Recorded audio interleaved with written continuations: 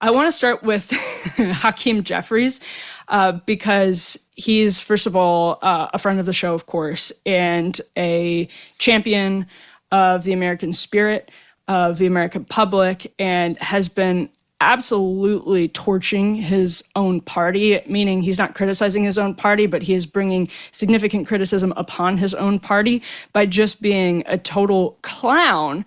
This is S4. He posted another video, an AI video Sorry, I can't not watch that and laugh. Sombrero once again. This time he's in the background. You see it, the audience can see it there. It's so funny with Abby Phillips speaking as a over it. mariachi I love band. that they showed it. Sounds like this so meeting good. that you had this week has only resulted in trolling and not in any serious conversations. Well, that's exactly the point. We just don't have serious negotiating partners right now on the other side of the aisle because they're engaging in this erratic behavior, posting racist, fake AI videos, and it speaks for itself in terms of the American people concluding who's serious and who's deadly unserious. When he tried to hand you that Trump 2028 hat, what was your reaction? She's acting like this is a matter of war. Leader Schumer and I, the Trump 2028 hat. They just randomly appeared in the middle of the meeting on the desk. It was the strangest thing ever.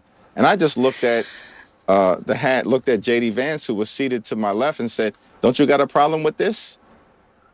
And he said no comment. And that was the end of it. I paused for like 10 seconds after he said, "Don't you got a problem with this?" After like acting like this was some serious point that he'd made, some really profound observation that he had said to J.D. Vance. Jump in. I love how they pointed out that this is AI, as though it was plausible that he actually had twirled mustachios and a sombrero on. Well, let's put this up. This is F3. This was a great Peter Hasson post. He's like, I like how ABC News put up, quote, AI-generated image in giant letters just in case any of their viewers thought Hakeem Jeffries was actually sporting a mustache.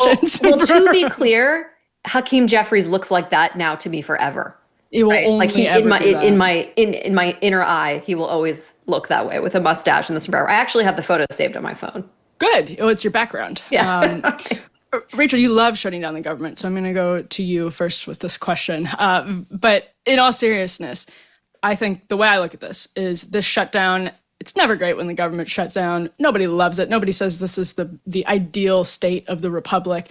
At the same time, right now, Democrats definitely need to show the base that they are like fighting for them. Republicans have this great talking point about migrants, people who are here on asylum, which is millions of people, having access to the ACA exchanges, and then federal reimbursements of hospitals and emergency Medicaid payments for people who are here illegally. So Republicans have no incentive to come to the table because why would they, so long as Democrats are insisting on those provisions? All of this is to say, I think we're in for a fairly long shutdown, but Hakeem Jeffries has actually like this opportunity politically on a silver platter handed to him. I can't believe that he is wasting any breath on racism.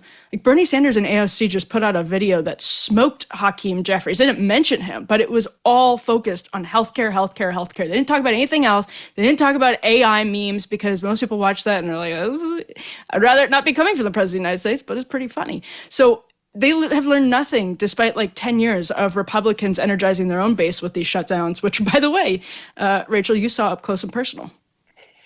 Yeah, lived through a few government shutdowns. Caused, stirred with an up, agitator amongst, fomented. Amongst the torchbearers, But I will say, when you have a successful shutdown, the only way to really have a successful shutdown, I think, if you're the party responsible for it, is if you have intense party unity around one or two messages that everybody in the party can get behind, that you can clearly communicate and that resonate. And to your point, you could be making, if you're a Democrat, right, you could be making an argument about healthcare. I don't think it is that compelling because the system they're trying to salvage is like pretty crappy. And you are also dealing with this issue of all of this healthcare going to illegal immigrants, which, you know, is a hot button issue, I think, for a lot of people in the base. But all of that being said, Hakeem Jeffries just can't help himself.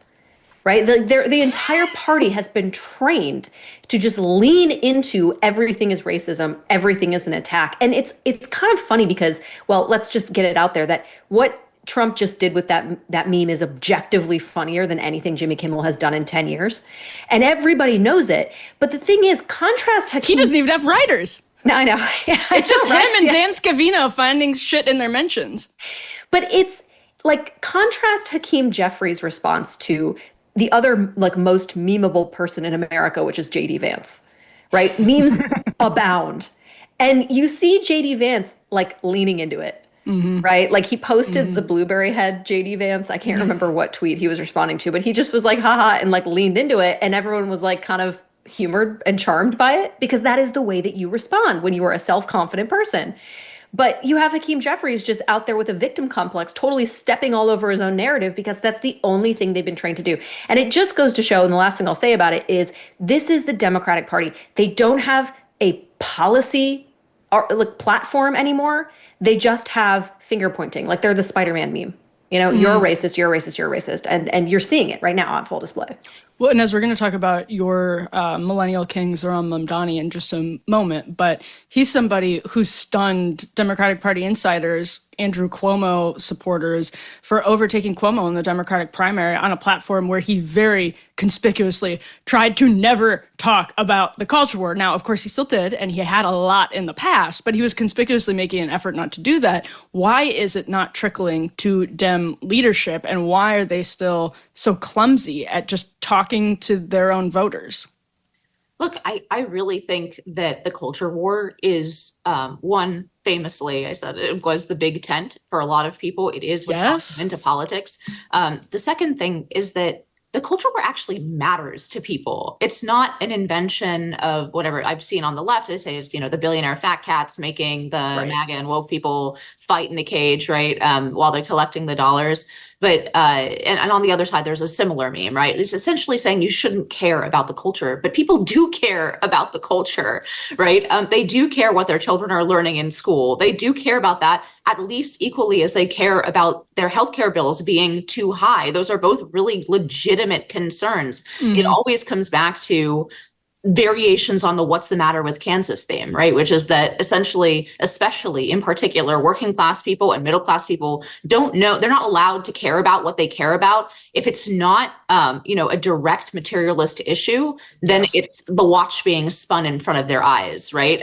They don't know what they really care about. All the way back in the Bush era, it was, they don't really care about gay marriage. Really what you have to care about is only dollars and cents issues. And that's just not how people operate. It's not how the people do politics. And frankly, it's not how elites do politics. They only pretend that they do politics that way, right? And we'll get to libertarianism and Cato and all of that at the end, but they pretend that they care first and foremost about fiscal issues. And then, a lot of people who sell themselves as caring only about fiscal issues always end up on the side that where their knee-jerk cultural reactions are. So I feel like people who are engaged in the culture war are just being honest about what they care about in politics and not pretending that they have only materialist concerns or that anything but materialist concerns is just not real politics. It's not worth, thinking about what the culture of the country you live in is, whether, it's a patriotic country, whether you can trust your children's teachers at school. Like these are kitchen table issues. They're not just dollars and cents around the kitchen table. It's those issues as well.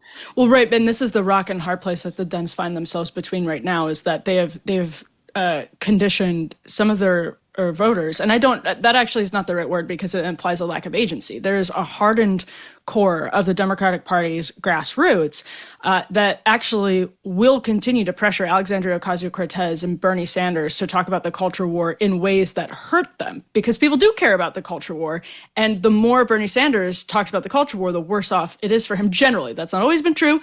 Didn't used to be true when he talked about immigration, for example. But now Democrats find themselves having to maneuver this hardened grassroots that wants the culture war, and those voters that they've lost to Trump and Republicans, who the more Democrats talk about the culture war because of where they're pinned into on those questions. We're also going to talk about Harvard, which we'll get to that. But yeah, go ahead, Rachel. Well, you're seeing this right now in the Virginia governor's race. I mean, people have a lot more things to pay attention to than that. But I think this issue is like playing out very clearly because Abigail Spanberger, who's running as the Democrat candidate, is supposed to be the next vanguard of Republican Democrat moderates. She is talked about as presidential material, and she cannot, and this has been very clear this week, cannot answer a question about if boys should be able to participate in girls' sports. I mean, this is a baseline issue in Virginia, especially in Northern Virginia, where there's and this happened in Maine too. Yeah, and there's like 3 or 4 court cases pending about this issue in Northern Virginia of men wandering into locker rooms with little girls, in public settings, not just in schools, in YMCA's and public locker rooms, and she fumbled it so badly. And again, this isn't the progressive wing of the Democratic Party. This is supposed to be the moderate. The CIA wing. Can I follow up on that? New Jersey is turning out the exact same way. Cheryl there in the governor's race is supposed to be a moderate, and yet she is unable to talk about this issue in a clear way because she's stuck between her base on the one side that will not accept any retreat from a man who dresses as a woman is a woman.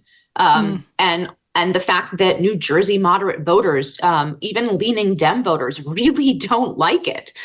We did at IW, we did a poll on this in New Jersey explicitly on moderate voters and like real moderate voters, right? Because a lot of times I feel when we talk about moderate voters or swing voters, people assume that people are in the middle when in fact they may be criticizing their own party from the left or from the right. But we had a batch of voters, likely voters in our poll that had voted, basically had voted for Republicans and Democrats in the last 5 years. And so they were like legitimate swing voters who were choosing between Republicans and Democrats. And this issue swung like the majority of those people, a substantial majority, like close to 60%, who said they would vote for Cheryl and then said they wouldn't vote for Cheryl if she couldn't answer this question. And unfortunately, she, like the rest of the Democratic Party, is on record voting multiple times, in her case in Congress, against a bill that merely defines and merely makes the very baseline kind of common sense a demand that only girls participate in girls' sports. So there is no retreat from the woke culture war. It's just a messaging, kind of papering over to say, well, let's not talk about that. And then when they're asked questions about it, they dissatisfy both their base and moderate voters because they can't give a straight answer. It's why you don't want to talk about it. I've mentioned this before. It's really hard to go to sleep after the show. Maybe Rachel and Inez are going to experience that right now. After you have all of the adrenaline of a live broadcast, falling asleep is difficult when you wrap at 11. And I really mean this, though. Those Cozy Earth bamboo sheets, I look forward to sleeping. It makes it much easier for me to jump into bed after the show. Cozy Earth bamboo sheets and bubble cuddle blanket are fantastic. You get excited to jump into bed even after the high of partying with Rachel and Inez, at least virtually. These bamboo sheets are next level, buttery soft, breathable, and they keep you cool all night. You'll sleep a few degrees cooler and wake up genuinely refreshed. And the bubble cuddle blanket is like a warm, luxurious hug, mid-weight plush faux fur, equal parts nap-worthy and stylish. There's a reason Cozy Earth offers a 100-night sleep trial and a 10-year warranty. That says it all. They know you'll fall in love. So visit CozyEarth.com. Use my code Emily for 20% off. That's CozyEarth.com, code Emily. And if you get a post-purchase survey, let me know you heard about Cozy Earth from After Party with Emily Jashinsky, because home is not just where you live, it's how you feel. Let's go home with Cozy Earth.